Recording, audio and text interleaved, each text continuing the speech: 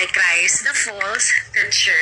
Mga kapatid, ang salita ng Diyos, my dear friends, many false prophets are in the world. So don't believe every spirit, but that test the spirit to see if they are from God. Amen. So ano pong sabi? Huwag daw pong basta maniwala sa espiritu na nagsasabi na Jesus is God. No? So, wag daw po agad basta maniniwala na may lumapit sa iyo about sa Panginoon. Itetest mo daw, discern the spirit. At kapag sinabi pong discern, di ba? You observe, mga kapatid. Ino-obserbahan mo yung sinasabi ng tao. Nire-recognize mo or yung perspective nung kanyang sinasabi. Diba? Madaling sabihin na we are saved by grace. Pero ano yung konteksto nung saved ka by grace? Amen? So, kaya kailangan mong i-discern yung espiritu nung tao, mga kapatid. Kaya tayo sinasabihan sa salita ng Panginoon na alamin mo muna natin kung ang espiritu ba ng taong yan ay nagmula po talaga sa ating Panginoong Diyos. Sapagkat marami ng huwad at sinungaling na propetang nagkalat sa mundo. Ito na nga po yung nangyayari. Number 1, na paano po ninyo malalamang ang isang tao ay false preacher, false prophet? Pinaka number 1 na madidiscern mo is people pleaser. Karnal. Okay? Piniplease ang tao saan? Hindi mo talaga siya mahalata agad-agad eh. Hindi niyo po agad mahalata ang isang tao na false teacher dahil nga po sa mga bagay na nagkalat sa mundo. Pero number 1 po dyan ay people pleaser. Na kapag ang glory na dapat ay sa Panginoon na ibibigay, kaso ang nangyayari dahil ipiniplease niya yung mga tao sa makamundong bagay, ito na nga yung perspective na papasok dyan yung prosperity na about, alam mo yon, about love always, na wala ka nang dapat gagawin, hindi mo na kailangang magbasa ng Bible, kailangan mong magsimba, alam mo yon, wala kang, alam mo yon, okay sana kung yung pagsisimba ay mismong kayo din nagtuturo sa simbahan, ang mismong nagsasabi na magbasa kayo ng salita ng Diyos, okay? Na dapat ang itataas lang ninyo ay ang Panginoon. Mamahalin nyo ang inyong kapwa at ang mga magtuturo, pero huwag mong itataas, huwag kang aasa sa nagtuturo. Okay? Ang dapat lamang pong itataas at ang dadakilain ay ang ating dakilang Panginoong Hesu Kristo. Na kaya nga po ang nangyayari ngayon, mas umaasa na yung mga tao dun sa nagtuturo kaysa sa salita ng ating Panginoong Diyos. Okay? Kaya sinasabi po dito, verse 2, sa ganitong paraan, ninyo malalaman kung ang espiritong sumasa kanila ay mula sa Diyos. Kung kinikilala nila si Hesu Kristo, ay naging tao, ang Diyos mismo ang nagsugo sa kanila. Ngunit ang hindi kumikilala na si Jesus ay naging tao, ay hindi isinugo ng Diyos, ng Espiritu, kundi ang hindi kumikilala na Jesus ay naging tao ay hindi isinugo ng Diyos, kundi Espiritu ng Antikristo. May nabasa tayo sa 1 Corinthians about this. Ano ang sabi sa 1 Corinthians? A person without a spirit of God cannot say that Jesus is God. Malinaw, okay? So, ibig mong sabihin, ang tao na hindi sumusunod sa kaloob ng Espiritu ng Panginoon, sa will ng Diyos, okay? Sa kaloob ng ating Panginoong Hesukristo, ay hindi po galing sa Panginoon. So, doon pa lamang po, sa nagsasabi sila, Jesus is Christ, Jesus is Lord, but does not obeying the will of God from the Spirit of the living God is Antichrist. Okay? So, ibig mong sabihin, kahit pa nagsasabi silang Jesus is Lord, Jesus is God, that yung spirit nila ay wala sa kaloob ng Diyos, wala sa pamamaraan at pamumuhay ng Panginoon, tatatak sila as Antichrist. Lawakan yung isipan nyo mga kapatid, okay? Hindi po porket ang isang dominion or religion sa mundong to ay hindi sinusunod that Jesus is ganito, Jesus is ganyan, kaya nga po divided ang kingdom ni Satan, di ba?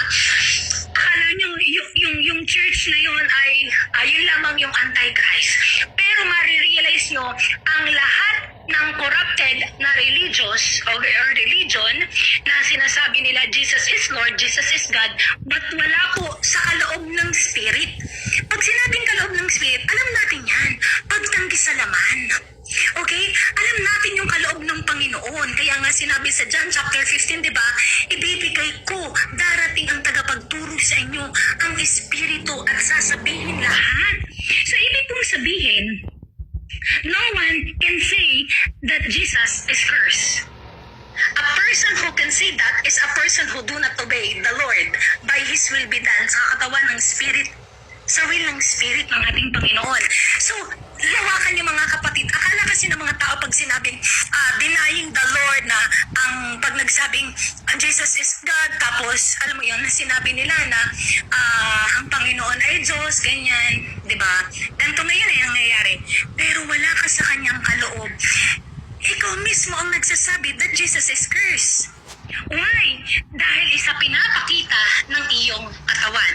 Dahil sa ipinapakita ng iyong flesh. Ngayon, dahil hindi mo papasukin ang Espiritu ng Panginoon sa iyong puso para mabago ang iyong isip, para mabago ang pagnanasa ng puso mo, hindi makapasok ngayon ng Panginoon ang kanyang Espiritu, gagawin mo lahat ng kagustuhan na sa iyong laman. At dahil gagawin mo lahat ng kagustuhan sa iyong laman, papatakaas Antichrist. Kaya akala ng mga tao, sorry for maglalapag ako ng isang akala nila pag sinabing sorry for maglalapag lang ako kasi lagi nilang sinasabi that INC is denying Jesus, ganto-ganto, i-cult daw, ganyan-ganyan. Ay even kung sino yung fina-follow nilang mga religion, tapos yung pamumuhay nila is wala rin naman sa kaloob ng Diyos, you are part of Antichrist. Okay? Kasi dinidinay mo mismo yung existence ng Spirit ng Panginoon para baguhin ang iyong buhay. Akala nyo lang ang nagsasabing ganito is, alam mo yon na nagdi-deny, ganyan-ganyan, iisa na ang will ng to, ng Father, ng Son, at saka ng Spirit. So pag-iisa yung will ng mga yan, alam nyo na lagi makakabuti sa buhay ng tao. Ngayon, dahil hindi ka sumusunod sa kaloob ng Espiritu ng Panginoong Jesus, anong mangyayari sa'yo? Papatakaas Antichrist. Pakinggan nyo. Verse po tayo? Verse 3, sabi dito, I believe that Jesus is the Messiah who came to earth and became a man. Kung babasahin nyo sa 1 Corinthians, ang may kakayahan lang po na magbanggit na Jesus is Lord is the one who have the Spirit. Okay? So, ibig sabihin, ang mga taong kahit sinasabing Jesus is Lord, pero wala sa pamumuhay ng Spirit, papatakas Antichrist dahil ng kanilang ginagawa sa laman. Okay? Lawakan niyo yung pangunawa pagdating sa salita ng Diyos. Pakinggan niyo to ha. That Spirit is from God. Yung, syempre, hindi ka lang basta naniwala. Sinasaloob mo yung nakapaloob sa salita ng Panginoon. Now, dahil narinig mo, Galatians chapter 3, yung kaloob, yung good news na bago yung iyong buhay. Dahil na bago yung buhay mo, namumuhay ka ngayon sa kaloob ng salita ng ating Panginoon. That Spirit na nasa iyo is from the Lord. Another Spirit, pakinggan nyo, refuses to say this about Jesus. So yung espiritu ng isang tao na nagsabi na, ay hindi, mali yung sinasabi ng mga yan. Yun, okay? Yung spirit na nagsasabing yun, sasabihin ng spirito na yun na, no, mali yung sinasabi nila, basta I am saved by ganito. Anong sabi? Ang spirito na yun ay sa Anti-Kristo. Pakinggan nyo. That spirit is not from God. This is the spirit of Antichrist. Why? Kasi ang pinapaloob sa kagustuhan ng salita ng Diyos, mga kapatid, lagi niyong tatandaan, ay laging makakabuti sa buhay ng tao. Ang lahat po ng salita ng Panginoon, ang spirito po ng Panginoon, ay never, ever iko-contradict ang salita ng Diyos. Tandaan niyo po yan. Ang salita po ng kaya maging discerning kayo. Kaya tayo sinasabihan, di ba? na maging discerning observer, maging recognize tayo, maging perceive tayo sa mga nangyayari na ating pinapakinggan. Hindi porket may nagsabing Jesus is Lord, Jesus is ganito, huwag kayong basta tatanggap kasi ganyan po na-deceive si Eve. 2 Corinthians chapter 11. Okay? Di ba pinanggit doon ni Paul? Ano sabi doon ni Paul? Ni Paul, nababahabag ako. Kasi basta may lumapit sa yung tao na sinasabing Jesus is Lord, tinatanggap mo basta-basta. Kung paano na-deceive si Eve sa Eden of Garden, ganyan ang mangyayari sa'yo. Diba? Kitang-kita natin. Kaya nga tayo sinasabihan na maging sharp judgment. No, talagang kailangan yung linawan ang inyong mga tenga. Diba? Kailangan yung maging recognized person sa lahat ng sinasabi nila. Kaya nandyan ang salita ng Panginoon. Kapag may binabasa sila sa'yo, buklatin mo agad yung Bible mo. Sabayan mo sila kung paano mo babasahin, kung paano nila sa'yo babasahin. Okay? Kaya dito, sinasabihan tayong bakit kailangan nating maging discernment sa bawat araw. Kasi sapagkat sineseparate ito yung facts sa katotohanan at yung hindi. Okay? Kasi pabasahan ka ng gantong verse. I-claim nila yung gantong verse. Kaya maging discerning ka. Alam mo kung paano i-separate yung tama sa mali na verse. Diba? Ngayon, kung bakit tayo sinasabihang maging observer, ang bawat isa kasi ay, alam mo yon, meron silang pamamaraan kung paano tayo, katulad natin, Kingdom of God, ang ating pinababahagi sa bawat tao. May iba naman tayong mga kapatid na kahit hindi sila, alam mo yon, kinikilala nila din ng Panginoon, pero nung tinawag sila ng Panginoon, sila ay sa parang yung physical church. Pero yung physical church na yon is spiritual church. Hindi sila mismo nakasentro sa tao kundi sa Diyos. Yung ganon, kumbaga may kanya-kanya pong tinawag yung Panginoon na natitira pang kaunti kahit papano sa mundo. Okay? So dito, papatak tayo as lover of one another. Diba? About sa pananampalataya. So ngayon, dito magkakameron tayo ng kasi sa kingdom ng Panginoon hindi divided. So, alam mo yon, yung sinabi about sa pananampalataya, samahan mong kabanalan, samahan mo ng pagmamahal sa bawat isa. So mga kapatid, naniniwala ako na talagang gumagamit ang Panginoon kasi alam naman natin pag hindi sa Diyos, disalign talaga. Kahit nagsasabi silang church, pero disalign. Alam mo yon? Diba? Kaya minsan hindi talaga tayo nag-a-agree. Ay, wait lang. Hindi. Kasi sinabi ng Panginoon, seek the kingdom of God. Ngayon, may mga kapatid tayo na, alam mo yon, sila ay nakaano sa physical church, pero kinikilala pa rin nila ng husto yung salita ng Diyos. Alam naman natin na kingdom talaga yung daladala ng Panginoon. Pero nakakatuwa dito, nag-a-agree sila sa pagmamahal kasi salita yan ng Diyos. Yun po yun. So, ibig sabihin, sa kingdom niya hindi divided. Okay? Yung mentalidad ng kingdom niya is hindi divided kasi nabubuo tayo sa sentro ng pagmamahalan. Okay? Pagrerespetuhan. So, naniniwala po ako talaga na pag tumatawag ang Diyos, ay may kanya-kanya talagang trabaho ang bawat isa kung paano natin nakilala ang Panginoon. Okay? So, magpatuloy po tayo. Ano ang sabi dito? Pero tayo, as a kingdom mentality, talagang tayo ay lumalakad as, alam mo yon, as a born again in the kingdom of the Lord. Kaya po, anong sabi dito? Verse 4, mas higit daw po yung ating espiritu kesa yung nasa mundo. Okay? Yung espiritu ni Satanas na nagpapairal sa mundo. Mas higit daw po yung ating kasi yun naman talaga, kita nyo nga yung mga tao sa mundo, di ba? As in, nakakaawa, pero alam mo yun, talagang daladala sila ng kanilang mga laman, ng kanilang mga pagnanasa sa kasamaan ng mundong ito. Di ba? Nakakaawa sa isang banda na makikita mo yung taong yung magsasuffer balang araw na sinabihan mo, narinig nila yung salita ng Diyos. Ang masaya sa pagbabalik ng Panginoon, matatapos na yung paghihirap natin sa masamang mundong to. Ang hindi masaya sa isang banda is maraming tao talaga na sinabi ng Panginoon na mas maraming tao ang magsasuffer sa eternal punishment kaysa yung mga taong mapupunta sa heaven. Why? Dahil nga po talaga alam mo yun, sa atigas ng puso ng mga tao. No? So, masaya na bumalik yung Panginoon. Ang malungkot is, ang daming mapapahama. Ang daming matigas ang puso. Diba? Kaya sinasabihan tayo na, alam mo yun, magtrabaho tayo, huwag tayong laziness, mga kapatid, sa Panginoon. Huwag tayong alam mo yun, huwag tayong magpabigat sa kapwa natin. Kailangan nating bitbitin ang sarili-sarili natin, ang burden ng bawat isa, magtulungan sa bawat araw, alam mo yun, magpalakasan na sa bawat araw, kasi yun naman ang gusto ng ating Panginoong Hesus. Diba? Nagtutulungan tayo kapag ang isa ay nagkasala. Yun na nga yun, gagabayan mo, tutulungan mo sa Panginoon, diba? At mag-iingat ka kasi baka mapasalin yung kasalanan lang din niya sa'yo. Kaya tayo sinasabihan dito, verse 5 po, itong mga huwad at sinungaling na propeta ay makamundo. Kita nyo? Tingnan nyo ha? Itong mga huwad at sinungaling na propeta ay makamundo. Kaya ang mga bagay ng mundo ang kanilang itinuturo at nakikinig sa kanila ang mga makamundong tao. Amen! So, ibig pong sabihin pag sinabing makamundo, mga kapatid, alam niyo naman po yan pag sinabing makamundo. Okay?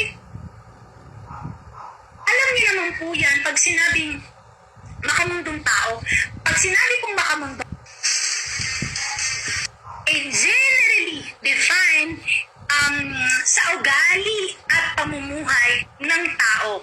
Someone is highly, di ba, globally experienced na nangyayari sa buong tao. Di ba, ito yung kung paano sila magsalita, kung paano sila mag-isip, kung paano sila lumaban sa kapwa, kung paano sila, alam mo yon, pag sinabing makamundo, kung paano sila magsalita, diba, yung culture ng mundo, the more na pinapakain po ng tao ang isipan niya sa makamundong bagay at yung magtuturo sa makamundong bagay, ang mangyayari po, walang transformation, walang born again, walang pagbabago. Okay?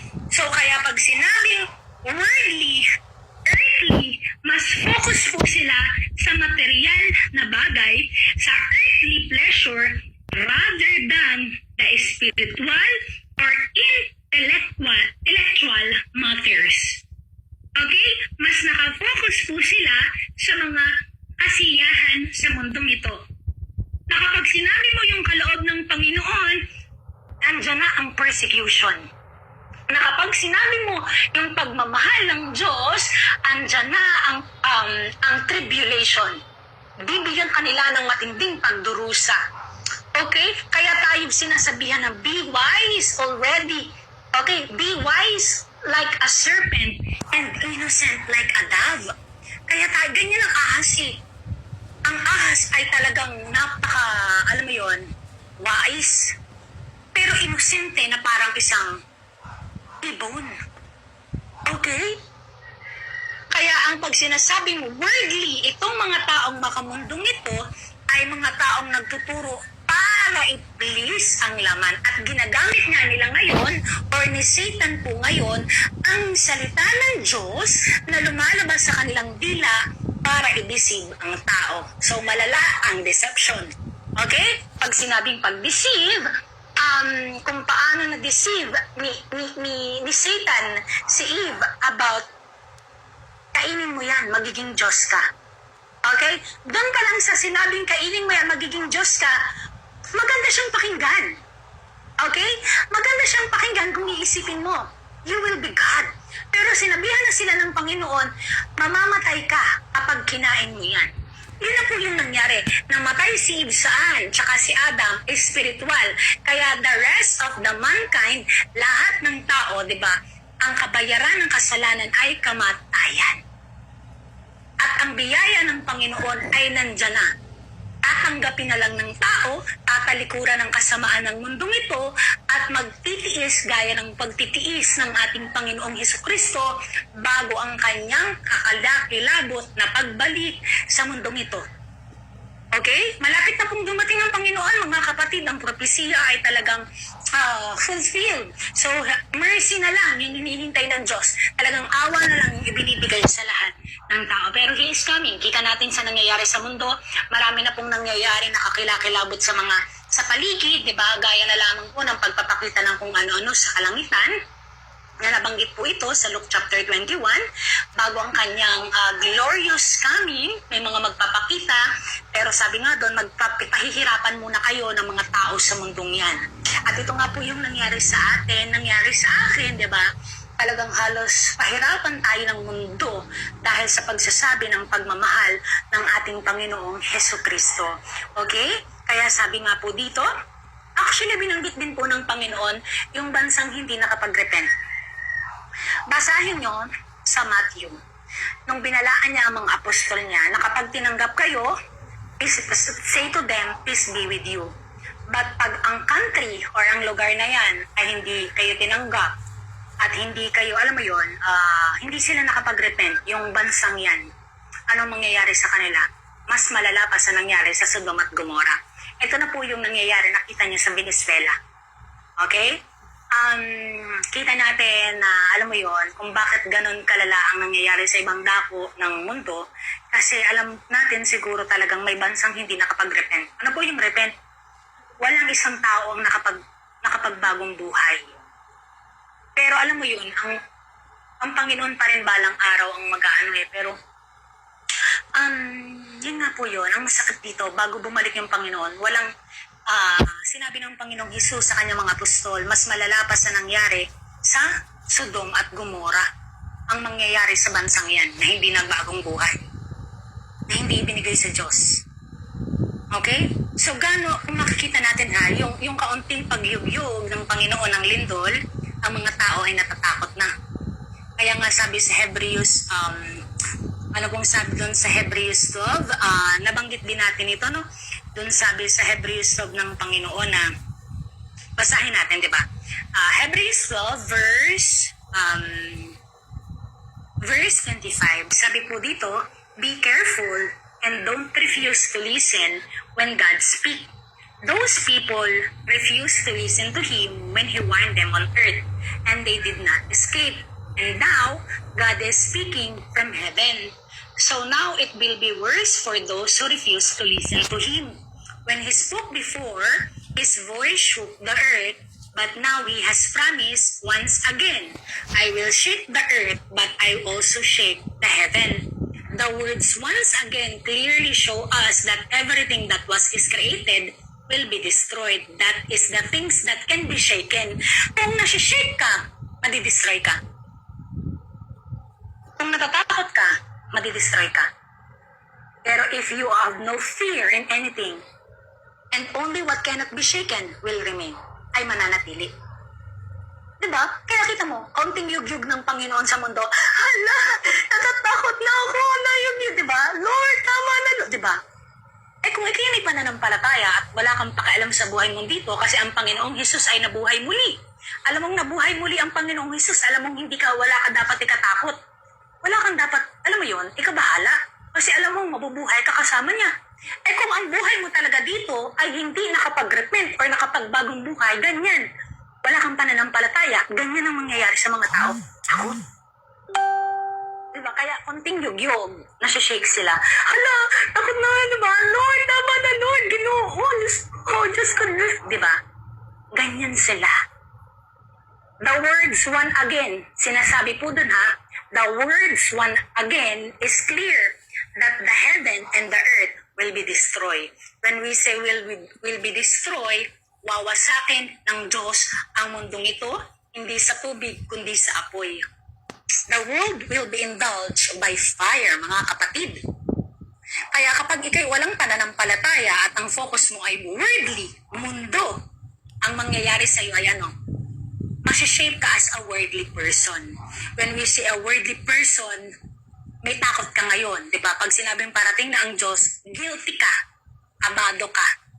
Pero kapag ikaw ay isang person na nakapag-born again to the kingdom of God, nahanap mo yung kaharian ng Panginoon dito, di ba? Ikaw ay may pananampalataya. Walang takot sa kahit sino at walang takot sa anumang yugyug ng lindol. Why? Bakit ka matatakot? Flesh mo lang to. Vest mundong tao. Okay? Paano pa ba na-justified ang tao mula sa kanyang kasalanan? Base po sa kanyang ginagawa. Okay? Sinabi ng Panginoong Hesus, na ang tao ay hindi nagiging marumi base sa kanyang kinakain. Ang tao ay nagiging madumi base sa kanyang iniisip. Okay? Iniisip mo, nanggaling sa iyong puso, nilabas ng iyong dila. So, ikaw ay, yan na po yun, papatak sinabi na yan ng Panginoong Hesus. Tayo ay nadjustify dahil sa ating ginagawa. Katulad ng mga, yan na nga po yun, pagtingin sa kapwa ng may pagnanasa, pagsalita sa kapwa ng masama na lumalabas sa dila, okay? So, nagiging makasalanan ng isang tao base sa kung ano yung nilabas ng dila mo. Nagsimula yung adultery, sinabi na po yan ni Jesus. O isang adultery action na yung ginawa. Lahat ng ginagawa ng tao sa laman. Diyan po nadjustify ang kasalanan ng isang tao. Okay, kaya sinabi ni Jesus noon, hindi ang nagpaparumi sa tao ay kung ano yung kinakain. Kasi kung ano yung kinain ng tao, siyang manggagaling sa kanyang tiyan at ilalabas sa kanyang dumi. Ang nagpaparumi sa tao ay kung ano yung inilalabas ng dila. Dahil kaya yan inilabas sa iyong dila, nanggaling yan sa iyong puso. Kapag nanggaling yan sa iyong puso, nanggaling yan, sasabihin niya ng iyong isipan. So pag nangyari yan, dyan napapasok yung gawa o yung action. Magsasalita ka ng masama, diba? Mag-a-action ka ng masama, gagawa ka ng adultery, murder, yan na po yun. Napapawalang sala po mula sa wrath ng Diyos? Hindi po, kasi ang Diyos po ay patience. Now, simula na po ng, ito nga, nang bumaba yung Panginoon, alam niya na itong last generation to, ang pinakamalalang henerasyon. Okay? So, ibig kong sabihin, ang wrath ng Panginoon ay para sa mga taong nag-disobey ng kanyang katotohanan sa kanyang salita. Okay? So, ibig kong sabihin, ang wrath ng Diyos ay para sa mga taong nag-suppress ng katotohanan sa salita ng Diyos. Okay? Ang mga taong bibigyan ng wrath o matinding galit ng Panginoon ay ang mga taong ayaw sa kanyang salita. Walang pananampalataya. Alam mo yon, niloloko yung kanilang mga sarili. They suppress the truth. Okay? Pinagpalit nila ang katotohanan para sa gawain nilang makamundo. Okay? So, yun po yun. So, yung wrath or galit ng Panginoon ay para po sa mga taong talagang ayaw sa kaloob ng Diyos. Pero dahil yung mercy, ipinakita sa atin yung mercy ng Panginoon, di ba? He is patience. Ephesians chapter 2, verse 1 to 9. Di ba? Before you are belong to the world, nakikisalo ka sa mga taong makamundong yan. Okay?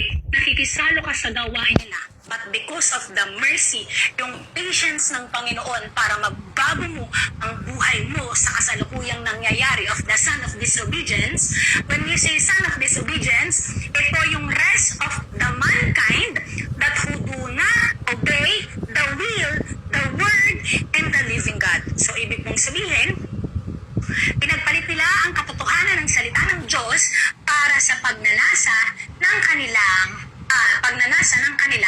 mga laman. Okay? So, ibig pong sabihin, pinagpalit nila yung mabuting balita para sa kasamaan ng kanilang gawain. So, dito, masasabi natin talagang ang wrath ng Panginoon, Romans chapter 1, ay ibinigay ng Diyos sa mga taong, alam mo yun, nasa pagnanasa. Ang pag-iisip, ang puso ay nasa mundo. Wala sa heavenly things. Ito na kung bakit niribok ng Panginoon si Peter. Kung bakit niribok ng Panginoon si Peter noon, nasabi, Lord, hindi ka dapat ma-crucify. Diba? Bakit niribok ng Panginoon? Kasi ang pag-iisip ni Peter ay nasa mundo. No, propesiya siya na kailangang mangyari. No?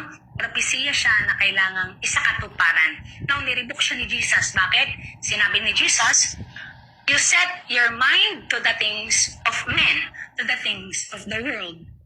And you did not set your mind to the things of God. Ano po yung things ng Panginoon? Salita. Andyan na yung salita. The Holy Bible. Babasahin mo na lang. Okay? Hanapin mo na lang yung Panginoon. Amen po. Actually, Sir John, kung babasahin mo yung verse, kaya ko kasi siyang basahin sa'yo ng buong talata. Kasi ako hindi ako natanggap kasi ng verses eh. Kasi madaling magbigay ng verses pero hindi alam yung konteksto. Okay? Kaya ko siyang basahin talata sa talata, una sa una hanggang uli. Kaya laganap ang false teaching dahil nga sa, alam mo yon, by verses. Diba? Ano pong context po nun? Wait lang, basahin natin. Okay, bigyan natin ng time si Sir Jan, okay? Romans chapter 21. 21 to ata daw yun? 24? Is how God makes people right. Amen. Okay? Basahin natin siya, guys. Ito yung all people is guilty. Okay, so basahin natin siya. How God makes people right. But God has way to make people right. And it has nothing to do with the law. He has now shown us the new way which the law and the prophet told us. Verse 22, God makes people right through faith in Jesus Christ. Now, Sir John, ang pananampalataya po ba ay nakabase lamang sa John 3:16 at hindi sa buong salita ng Diyos? Diba? Ang pananampalataya po ba ay nakabase lamang sa Ephesians chapter 2:8-9, hindi sa buong Ephesians chapter 2:1 to, ano ba yun, 20-something? Diba? Ang John 3:16 ba ay nakaakibat lamang sa isang konteksto o isang verses? Sir John, are you there? Through faith. Now, ano po ang sabi sa Romans chapter 10? Ang pananampalataya ay magmumula sa pakikinig ng buong salita. So, hindi po siya pabor sa'yo, kundi pabor sa Diyos. Pag sinabing buong salita, ito po ay tuldok from tutuldok. Because from the beginning, it is the word. 2 Peter chapter 3, the same word that will destroy the earth is also the same word that destroy the time of Noah. Okay?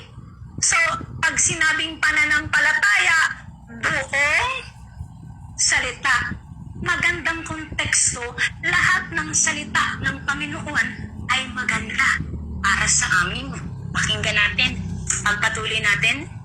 Verse 23, all have sinned and are not good enough to share great divine greatness. They have made right by His grace. This is free gift. Okay? They are made right with God by being made free from sin through Jesus Christ. Sino ang binabasa nating salita? Jesus. Okay? Sino ang binabasa nating salita? Jesus.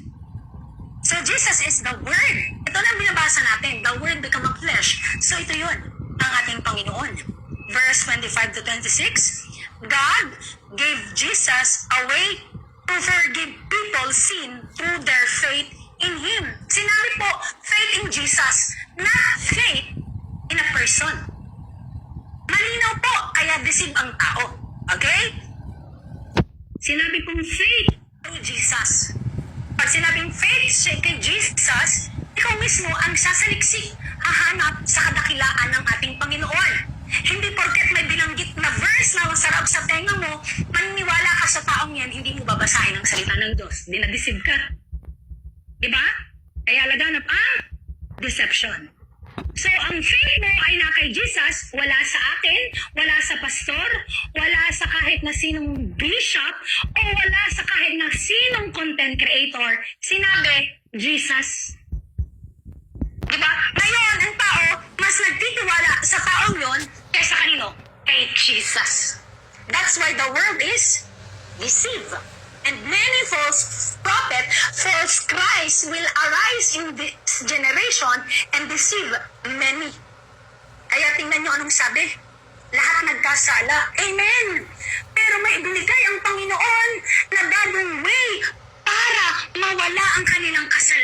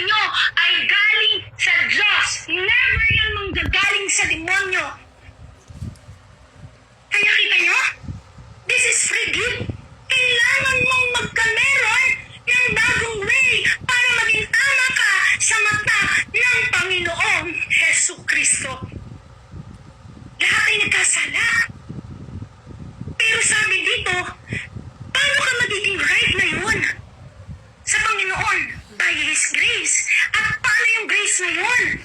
By knowing the Lord Jesus Christ. Kaya sinasabi po, anong sabi dito? Verse 26, God gave Jesus a way to forgive people's sin. So kung ikaw ay isang unrighteous na tao, nagkasala, kailangang patawarin ang kasalanan mo. Kailangan may bagong way. So kapag may bagong way, walang tao ang makakaakyat sa new heaven at new earth na makasalanan. So pag sinabing may new way, kailangan mong maitama ang isipan, ang puso, at ang pamumuhay. Kaya tayo sinasabihan na sa Panginoon Jesus lamang ang kaligtasan at wala sa tao. And God, anong sabi dito? Can forgive them because the blood of sacrifice of Jesus for their sins. God gave Jesus to show that He always does what is right and fair. Amen. Tingnan nyo, okay? God can forgive. Okay? A new way, a new life, mga kapatid. Tingnan nyo ha. A blood sacrifice. Kailangan, and Jesus show us what does is right. Ito, kung nandiyan po pa yung nagtanong, sabi dito na ngunit si Solomon na ang nagtayo ng tahanang iyon. Amen. Verse 48, gayon man, ang kataas-taasang Diyos ay hindi naninirahan sa mga bahay na ginawa ng tao. Amen.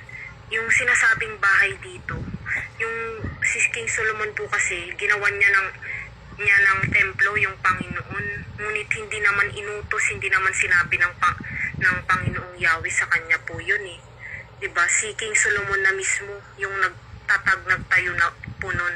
Wala namang sinabi yung Panginoon na gawin mo to, gawin mo yan para sa akin. Siya na po mismo yun kasi kaya nga po diba may free will tayong mga tao. Ito nga po yung nakakatakot dito, yung free will nating mga tao. Kaya 'di ba? Pero nandiyan yung Panginoon para 'di ba mag-guide.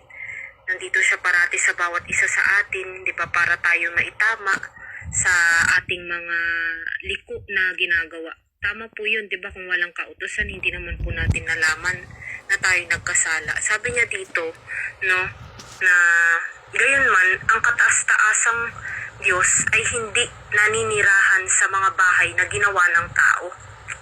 Sabi nga ng propeta, ang langit ang aking trono, sabi ng Panginoon, at ang lupa ang aking tuntungan. Anong uri ng bahay ang itatayo ninyo para sa akin? O anong lugar ang pagpapahingahan ko? Amen. Hindi ba't ako ang gumawa ng lahat ng ito? Diba? Diba? Isipin na lang po natin, diba, yung Panginoon, diba 6 days niya po na ginawa tong this entire world. Tapos isipin na lang po natin, diba, mapapaisip ka na, kailangan niya ba yung mga physical churches na yan? Yun na nga, wala naman pong masama sa pagsisimba, ngunit hindi naman po tayo nabibigyan ng peace, diba? Hindi naman tayo nabibigyan ng niyang mga, kasi nanggaling na po ako dyan sa simbahan, wala naman pong nagbabago sa akin. Yung kailangan pala natin, salita niya mismo. Kasi sabi po dun, di ba, napakalinaw na hindi lamang sa tinapay nabubuhay ang isang tao, kundi sa bawat salitang nagmumula sa bibig ng Diyos. Sinabi na rin po yan sa Luke 17, no? Binalaan na po tayo, kaya kailangan talaga magbasa ng tao. Kasi ang dami naman kasi nagsasabi ngayon ng mga tao, pag daw magbabasa ka ng Biblia, mababaliw ka daw. Hindi nila alam sila yung baliw. Totoo lang, kasi ba't naman mababaliw? Ito na nga lang yung, 'di ba, yung kung gusto mo, 'di ba, ito po yung magpapahil, ito yung, 'di ba, ito yung magpapaano sa atin, magpapatino talaga. And kailangan po talaga natin 'to sa bawat araw kasi 'di ba, no, sa sobrang pagmamahal ng Panginoon, nandito na yun, no, babasahin na lang po natin, no, didinay natin yung ating mga pagnanasa sa masamang mundong ito, susundin mo yung nais ng gusto ng Panginoon, ito na po yun, no? Babasahin na lang po natin sa bawat araw, yung relasyon mo sa Panginoon. Diba kasi yun naman po talaga yung gusto niya eh. Relasyon sa Kanya, sabihin mo lahat ng nararamdaman mo, mga ano po natin sa bawat araw. And although mahirap, pero diba, it is better naman po to suffer for what is good kaysa magpakasasa ka sa masamang mundong ito. Eh, diba, yung sabi po dun, diba, ang kabayaran ng kasalanan ay kamatayan. So, kailangan po talaga nating magbasa ng salita niya para no, tayo'y po bago ng Panginoon para makatakas po tayo sa darating niyang galit, sa wrath of God. Kasi hindi po natin talaga nanaisin. Grabe, imagine, first death is pagsusunog, tapos second death separation. Yun na yung hiwalay sa Kanya. Ang lala nun, mahihiwalay po tayo sa Panginoon dahil din sa atin. Dahil din sa atin, gusto lang naman ng Panginoon, di ba? Wala na po siyang ninais. Talagang mahal niya talaga yung bawat tao. No, yung gusto niya lang mapasaayos, yung mga buhay natin, no, makontento kung ano yung meron, hindi yung maghahanap. Bakit po may sinasabi na tayo yung katawan at si Jesus ang ulo ng simbahan? Ako ang sasagot, pag sinabi kasing bakit tayo sinasabing katawan, kasi nga nakikiisa tayong katawan na sa Panginoon. Si Jesus yung ulo, binanggit siya sa 2 Peter chapter 3 verse 18 ata po yan, kung di ako nagkakamali. Binanggit doon na grow in the knowledge and wisdom of Christ. Binanggit rin po sa Ephesians, kung di rin ako nagkakamali, na ang lahat ng biyaya, di ba, yung gift, siya ay galing sa pinakataas ng langit at pinakailalim ng lupa.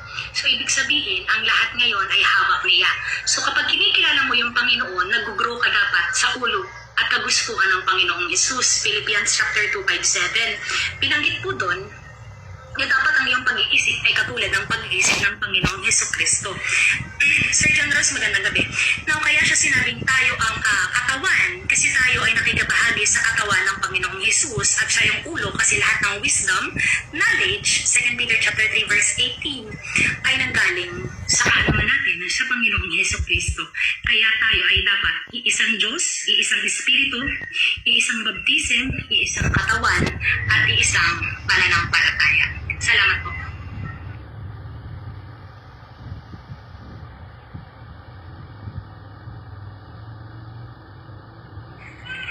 So, ayun po, no, nawa po nalinawan po kayo, Sir Lobby. Hindi ko po alam yung pronunciation niya eh. Yun lang po siguro yung may babahagi ko ngayon. Hindi ko po alam kung anong ide-devotion ko eh.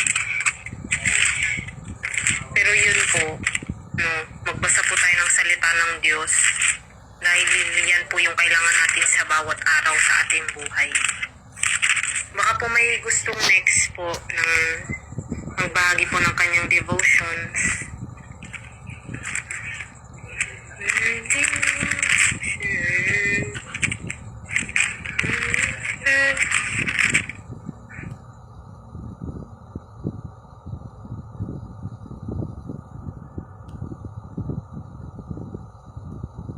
So baka si Ma'am Talia mag-share po? Oo. Ay, hindi na po mag-share. Ang mas magtatanaw ng utang na loob? Yung umutang ng malaki o yung umutang ng maliit? Sabi ng isang disipulo, Rabay, syempre yung umutang ng malaki. At inihalang tulad ng Panginoong Yesus, yung utang na yun as sa kasalanan ng tao. Ang taong yan na sobra-sobrang makasalanan, na-identify niya yung mercy at awa ng Panginoon. Pero yung taong kakaunti yung utang, diba? Kakaunti yung ginawang kasalanan, hindi niya ma-identify na sobra siyang makasalanan sa paningin ng Diyos. Why? Kasi nga, hindi naman niya naranasan nung pinakamakasalanang tao na ginagamit ng Diyos para maging right sa kanya ngayon. Kaya sabi dito, even the evil people can be made right with the living God. Verse 6, Romans chapter 4 verse 6, David said the same thing when he was talking about the blessing people have when God accept them as good without looking at what they have done. It is a great blessing when people are forgiven for the wrong they have done. When their sins are erased, it is great blessing when the Lord accepts people as if they are without sin. Sino ang tinutukoy dito ng Panginoon? Jesus, mga kapatid. Ito ay nabanggit natin sa isang talata ng Panginoon o isang gospel ng Diyos na kapag nahanap niya. Di ba? Anong sabi doon? Kapag nahanap niya, di ba? They will not taste death anymore. Ito yung sabi ng Panginoon. There are some people here standing. Nasa look po ito kung di ako nagkakamali. After they see the kingdom of God, they will not face death. Hindi sila makakatikim ng kamatayan. Bakit? Luke chapter 17. The kingdom of God is not coming there or somewhere. Because the kingdom of God is with you. So malalaman mo sa tao ang nabago ng Panginoon. Okay? Kasi ang tunay na nabago ng Diyos, walang reklamo. Ang tunay na nabago ng Diyos, sumusunod sa kaloob ng Diyos. Ang tunay na saved by grace ng Panginoon ay dinadakila ang pangalan ng Panginoong Jesucristo. Nagsasuffer for what is good. Nagsasuffer sa kaloob ng Diyos. Kasi mas mabuti nang magsuffer sa kaloob at pagmamahal ng Panginoon kaysa magsuffer sa makamundong bagay na walang pag-asa. Kaya yung mga taong makakatikim lamang po nito ay yung mga taong na born again. And when we say born again, a person, ano sabi doon? A person who is born again is what? Ang pag-iisip, ang puso, ang buhay ay wala na sa mundo. The way na kung paano sila, yung mentalidad, kung paano sila mag-isip, kung paano sila magtrabaho, kung paano sila gumawa ay laging sa Panginoon at hindi sa kanilang kagustuhan. And that person is seeking or nahanap yung kingdom ng Panginoon. So ang tao lamang po na makakatikim yan ay yung mga taong nagpapatuloy sa kaloob hanggang sa kasi nga, di ba, sabi sa Romans chapter 1, nagsimula ang pananampalataya at magwawakas saan? Sa pananampalataya. So araw-araw ito ay pagsunod. Minuto, segundo, ang dapat nasa isip mo ay ang Panginoon. Hindi sa iyong kagustuhan. Kasi tunay na born again ka kung ganyan ang pag-iisip. Amen. So magpatuloy po tayo. Verse 9. Yes, bagong nilalang, di ba? Doon mo masasabing you are new creation kasi hindi ka nakikiayon sa katulad ng mga kung paano maglakad yung mga tao sa mundong to. Kaya nga sinasabi sa James, di ba? Walk by faith, not by sight. So lumalakad tayo ngayon sa pananampalataya na hindi, alam mo yon, sa paningin ng tao, kundi sa paningin ng ating Panginoong Diyos. Ano pong sabi dito? Is this blessing only for those who are circumcised? Ito ay circumcision. Ano yung tinutukoy dito?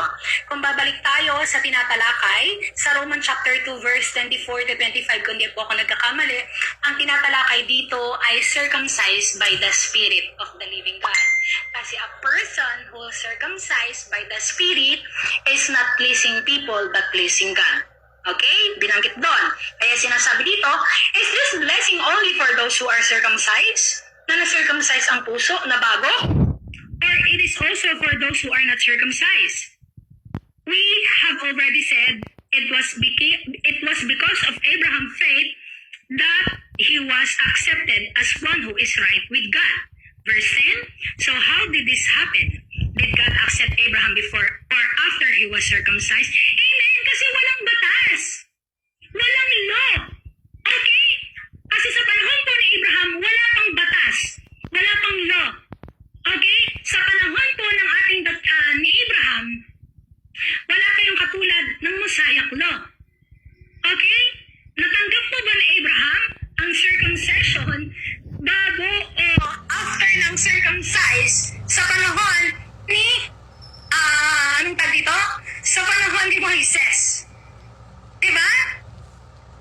So, after he was circumcised, God accepted him before his circumcision. Abraham, verse 11, was circumcised later to to show that God accepted him. His circumcision was proof that he was right with God through faith. So bago po tanggapin ng Panginoon, yung inalay niya, di ba? Naniwala muna siya sa ating dakilang Panginoon. Kasi nga nung time ni Abraham, walang batas. Parang kailangan, kasi yung time na yun, ang mga tao, hindi po naniniwala sa Diyos. Okay? Ang tao po that time, hindi naniniwala sa Panginoon. Sa panahon ni Abraham. Kaya nga si Abraham talagang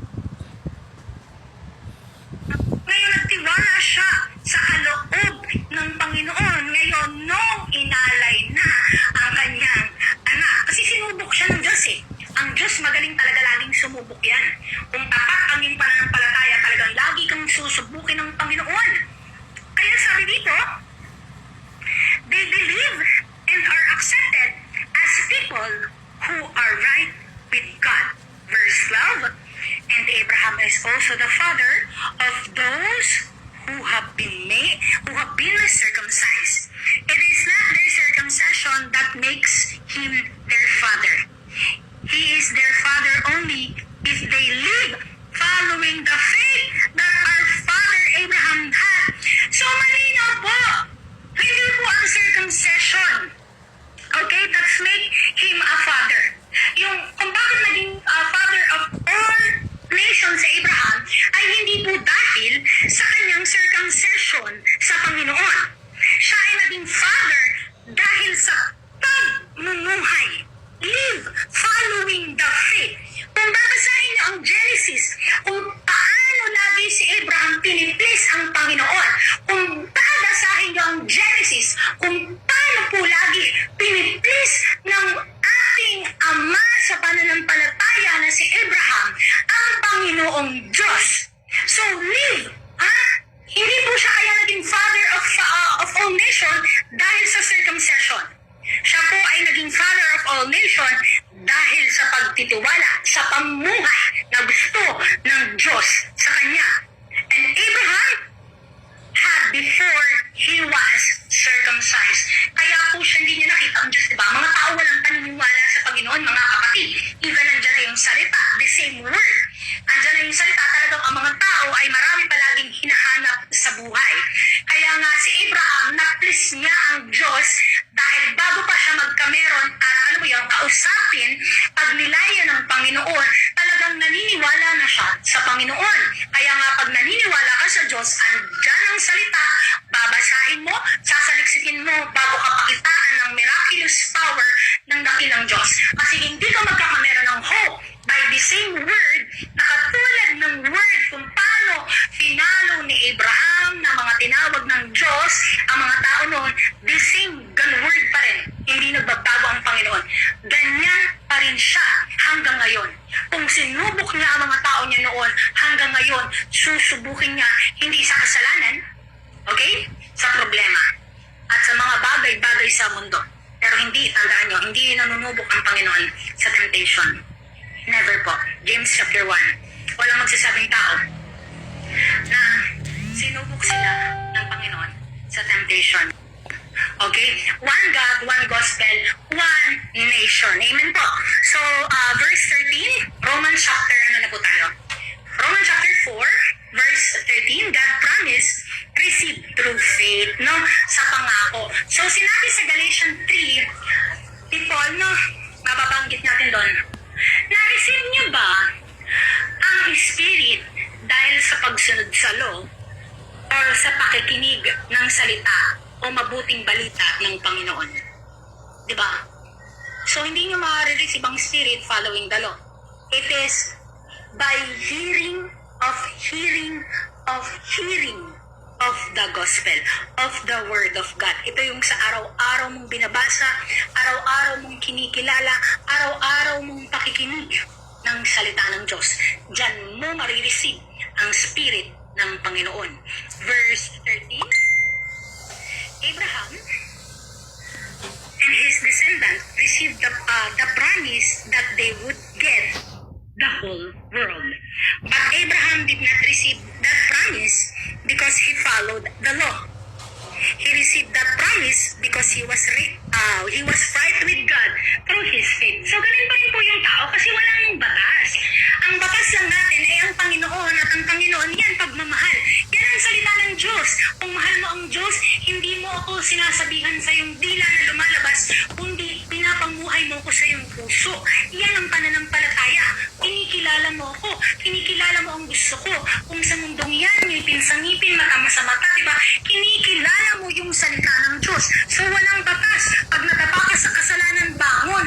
Iba po yung nadadapa sa kasalanan sa gustong magkasala. Tatandaan nyo yan. Iba yung ayaw na sa mundong ito, sa ini-enjoy ang kasamaan ng mundong ito. Magkaiba po yan. Hindi nyo maluloko ang Diyos. Okay? Never ever po natin maluloko ang Panginoong Hesus Kristo.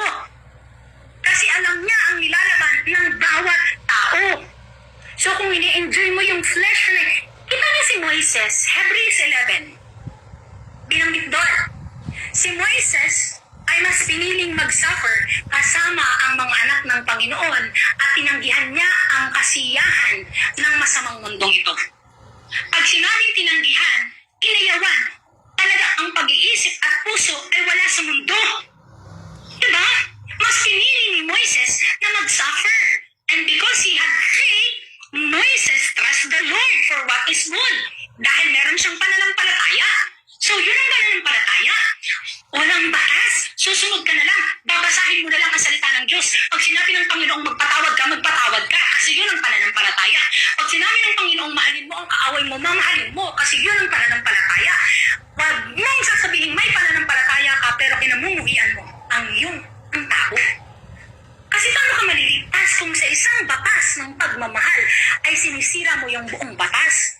Kasi sa isang batas ng pagmamahal, kaakibat, the scriptures say, James chapter 2, anong sabi doon? Do not commit adultery. Love yun. Do not have sexual immorality in other people. Pagmamahal yun. Do not lie to one another.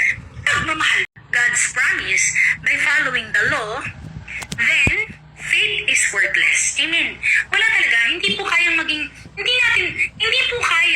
na ang tao ay hindi magkasala sa mundong to. Kasi tayo mga kapatid ay nasa sinful and fallen world. Diba? Kasi nga sa ating pag-iisip, nagkakasala na po tayo. Colossians chapter 3. Nung bata tayo, nakagawa na tayo ng mga maling bagay sa ating Panginoon. So kung nung tayo ay pinanganak at nakagawa na tayo ng mali, sa isang batas na yan, nababali na natin ang buong batas. So wala pong kayang makasunod ng batas. Okay? Kasi ang tao ay nature na magsumuway sa Panginoon. Ang tao ay nature na mag-rebellion sa Diyos.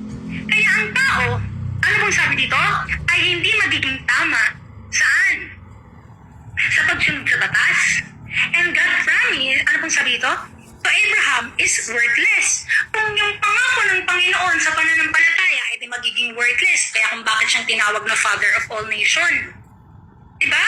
Because the law can only bring God's anger on those who disobey it. Amen. Susundin yung law, walang pagmamahal sa kapwa, ay di binabali mo. Diba kaya nga sila David, ay gano'n ang ginagawa nila sinusunod nila yung Panginoon, pero pumapatay sila gaya ng ginagawa na sa kanila ng mga kanilang kaaway. Kung mababasa nyo ang Genesis, di ba? Kung mababasa nyo ang Exodus, kung paano magpatayan ng mga tao niyan, pag siya ay chosen ng Panginoon, di ba? Kung paano gantihanin na David ang mga kaaway nila, talagang ngipin sa ngipin, pagpatay. Di ba? Ngayon, binago yun ng Diyos. Ayoko magkakamera ng patayan. Kasi nga, 1 John chapter 3, ang sino mang nagkakameron ng pagkamuhi or galit sa kanilang kapatid sa Panginoon ay mamamatay tao. Paano mo sasabihin, mahal mo ang Diyos na hindi mo nakikita at kamumuhian mo yung tao na nakikita mo? Diba? Kaya tayo sinasabihan sa pananampalataya. Ngayon, ano po ba ang pananampalataya? Ang pananampalataya ay pakikinig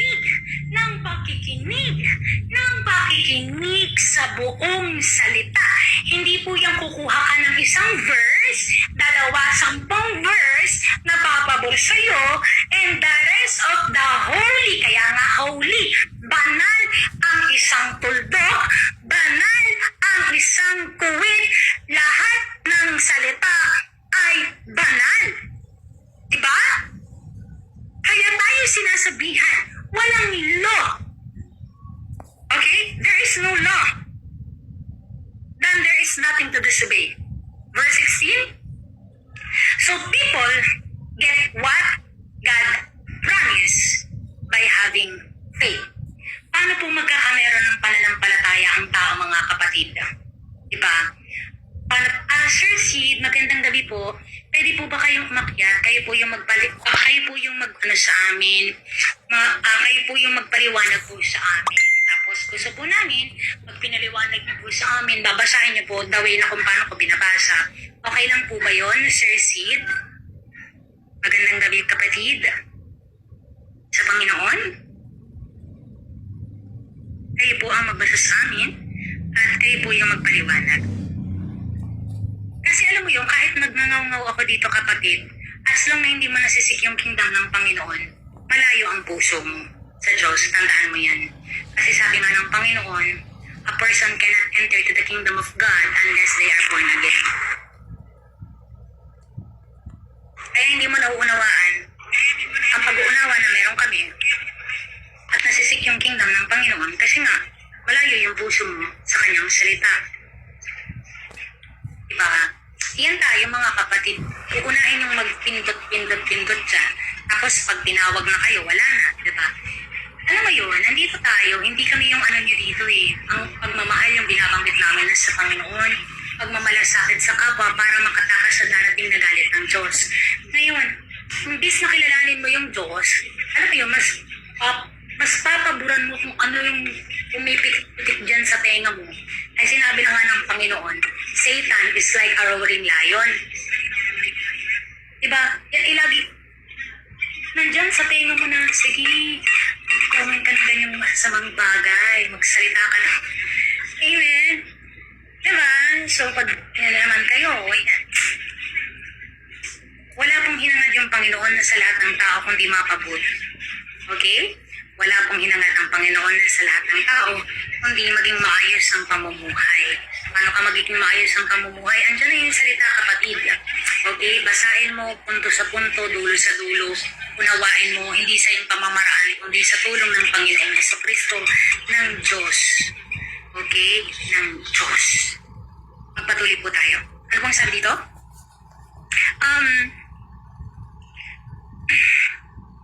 16 na ba tayo? 16? Okay. So people get what God promised by having faith. So ang faith ay saan? Sa Panginoong Jesus. Andyan ang salita. Basahin mo. Andun ang faith. This happened so that the promise can be a free gift. Okay? This promise, tanong lang po, kasalanan po ba ang magiging trans or bakla? Wala kasing trans or bakla sa Bible.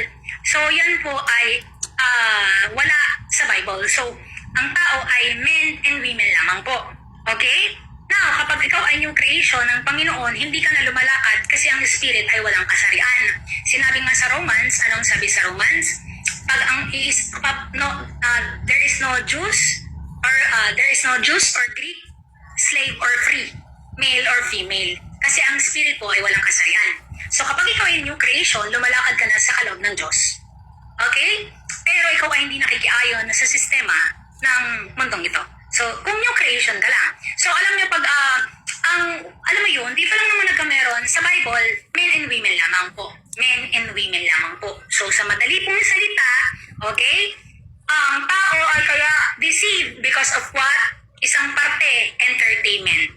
Okay? Dahil sa entertainment. Kaya, alam mo yon sa mga napapanood, napapakinggan, kaya kita niyo ang mga bata, ang bilis nilang magmura. Ang bilis matuto ng mga kabataan ngayon. Diba? Tingnan niyo mga kabataan ngayon. Pag nakapanood ng ganito, madali nilang nakokopya. At ito yung sinisira ni Satan. Yung mga kabataan. At please lamang po, kung may mga bata kayong pamangkin, anak, apo, or what something, gabayan niyo po sila sa Diyos, turuan niyo ng tamang pagdarasal, turuan niyo sa salita ng Panginoon, para ang lumalabas po sa bibig o dila ng mga bata ay salita ng Diyos. Salita laging Panginoon. Kasi talagang dinidestroy ni Satan ang mga kabataan. Ang mga kabataan, kita niyo, ang dami-daming puro kabataan po ngayon. Pag nakakarinig ako sa daan, grabe pong magmura. At ang sakit-sakit nito sa Panginoon. Okay? Kasi ang dila ng tao ay talagang may kakayahan sa kamatayan. at sa buhay. Okay? So, sinasabi dito, magpatuloy po tayo. So, ano po yung meaning, ano po ba yung true meaning ng pananampalataya? Ang pananampalataya po ay pagtitiwala sa kaloob ng Panginoon. Kaya nga sabi ng Panginoong Jesus, 'di ba, sa Matthew 7, ang makakapasok lamang sa kaharian ng Panginoon ay ang mga taong, ano bang sabi doon? Sumusunod sa kaloob ng Diyos. So ano yung kaloob? Yan na po yun. Babasahin mo yung salita ng Diyos, punto sa punto. Kumbaga parang ang ginawa kasi ng Panginoon, mga kapatid, malalim kasi ang salitang pananampalataya. Ito ay pagtitiwala sa Kanya. Pag di ba, pag ang isang tao, tatanungin ko kayo tatanungin ko po kayo, may isang tao, andyan ang magulang mo. Yung taong yan, ay, alam mo yon, syempre, worldly or something na parang, alam mo yun, evil or what, something, basta ganun, napatay ang isang parte sa inyong magulang, sa inyong pamilya, kapatid, tatay, or nanay. Yung taong yan, ay kayo ay mananampalataya ng Panginoon. Tatanungin ko po kayo, ura-urada, anong gagawin niyo sa taong yun? Diba, ura-urada. Papatawarin mo ba ang taong yun? O isa ka rin sa taong magbamak? Or ito po ay hindi based on experience sa pananampalataya to. Pananampalataya, kailangan mong magtiwala. So pag sinabing pananampalataya, ito ay hindi based sa nangyari na sa'yo or what. Ito ay pananampalataya. Pag nangyari, di ba? Pag nangyari, ano ang gagawin mo? Kasi sinabi ng Panginoon, forgive 70 times 7. So when we see 70 times 7, walang katapos ang pagpapatawad. Ngayon, may isang tao na nakapatay sa isang parte na mahalaga sa iyong buhay. Pamilya mo, nanay mo, tatay mo, kapatid mo, o sino man. Ura-urada. Ano ang sasabihin mo sa tao? Nakapatay sa parte ng pamilya mo.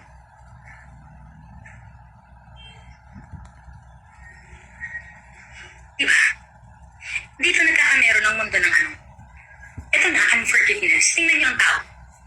Tingnan niyo po ang tao ngayon. Dahil sa kakulangan ng pananampalataya. Diba? Dahil kakulangan ng pananampalataya ng tao, ngipin sa ngipin ang nangyayari. Sinabi ng Panginoong Jesus, sa mundong to, ngipin sa ngipin. Ano sabi doon? Sa mundong to, ngipin sa ngipin. Ngipin sa ngipin, mata sa ngipin, ano ba yun? Ngipin sa ngipin, pangil sa pangil. Parang gano'n. Di ba sinabi ng Panginoong Jesus? Sa mundong to, ngipin sa ngipin. Pag sinabi ngipin sa ngipin, pag pinatay ka, patayin mo. Diba? Anong sabi ng Panginoong Jesus? Pero sa akin, pag sinampal ka sa kaliwa, iharap mo ang kanan. Ibig sabihin, martyrdom po ito.